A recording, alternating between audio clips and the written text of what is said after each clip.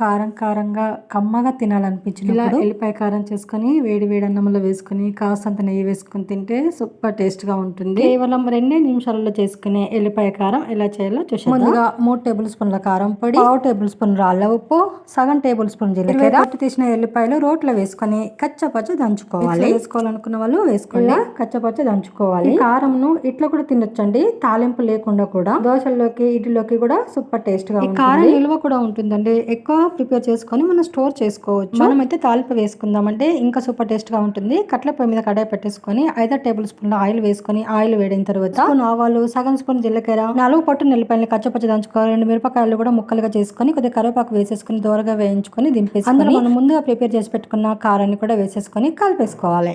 ఇలా బాగా కలిపేసుకున్న తర్వాత ఒక బౌల్లోకి తీసుకుని మనము 1 గంట సేపు పక్కన పెట్టేస్తే ఆయిల్ అంతా పైకి వచ్చేస్తుందండి, ఊరుతుంది. అంతే అండి, చాలా సింపుల్ గా చేసుకున్న సూపర్ టేస్ట్ అయితే ఉంటుంది. మన అమ్మమ్మలు నానమ్మలు ఎక్కువ చేసుకొని తినేవాళ్ళండి, చాలా బాగుంటుంది. తప్పకుండా ఒకసారి ఈ విధంగా ట్రై చేయండి.